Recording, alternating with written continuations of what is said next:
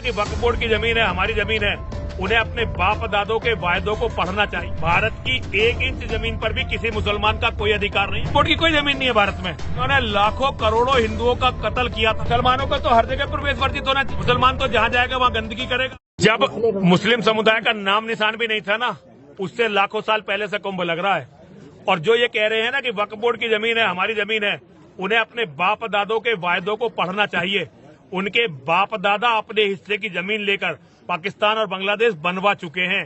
भारत की 1 इंच जमीन पर भी किसी मुसलमान का कोई अधिकार नहीं है। कुंभ की तो छोड़ दो, किसी भी जमीन पर ये जितना वो करे हुए हैं, नाजायज कब्जा करे हुए हैं, हमारी अहिंसा को, हमारे प्यार को, हम तो ये समझते हैं भाई इनके और हमारे पूर्वज एक ही हैं, तो ये हमारे भाई हैं। हमारे इस विश्वास का नाजायज फायदा उठाते हुए वो यहाँ पर ये बदतमीजियां कर रहे हैं, वरना भारत की 1 इंच जमीन पर किसी मुसलमान का कब्जा नहीं है। आपके हिसाब से वक्फ बोर्ड की जमीनों को क्या होना चाहिए? वक्फ बोर्ड की कोई जमीन नहीं है भारत में। भारत में मुसलमान जो है धर्म के आधार पर, देखिए इनके बाद जो भारत में आज मुसलमान है, इनके बाप दादाओं ने एक दिन ये कहा था कि भाई हम हिंदुओं के साथ नहीं रह सकते। अब हिंदुओं के नेताओं ने कहा भाई कोई बात नहीं, देश है, साथ रहो हमारे। तो इन्होंने लाखों करोड़ों हिंदुओं का कत्ल किया था जब अपना पाकिस्तान और बांग्लादेश बनाया था। लाखों करोड़ों हमारे भाई बहनों का कत्ल करके अपने हिस्से से 1.5 गुना अधिक जमीन लेकर आज ये हमारी जमीन पर कब्जा जमा रहे हैं, क्योंकि ये बहुत ही बेशरम और निर्लज्ज हैं। इनका कुंभ मेले में प्रवेश क्यों वर्जित किया गया? देखिए मुसलमानों का तो हर जगह प्रवेश वर्जित होना चाहिए। कानपुर में जो हिंदू कॉलोनी है उनमें प्रवेश वर्जित होना चाहिए। मुसलमान तो जहाँ जाएगा वहाँ गंदगी करेगा। अब अमेरिका में और यूरोप में इनका प्रवेश वर्जित होने वाला है।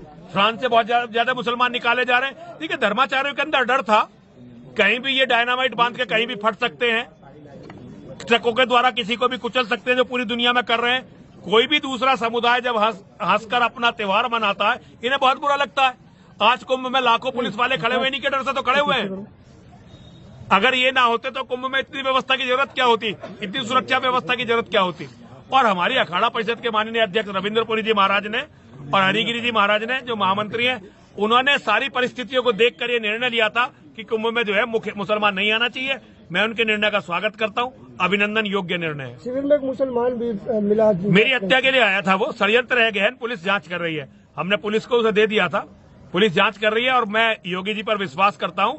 योगी जी ने पहले भी हमारे मंदिर में एक बार हम पर आक्रमण करने की कोशिश हुई थी, तो पूरे गिरोह का पर्दाफाश करवाया था।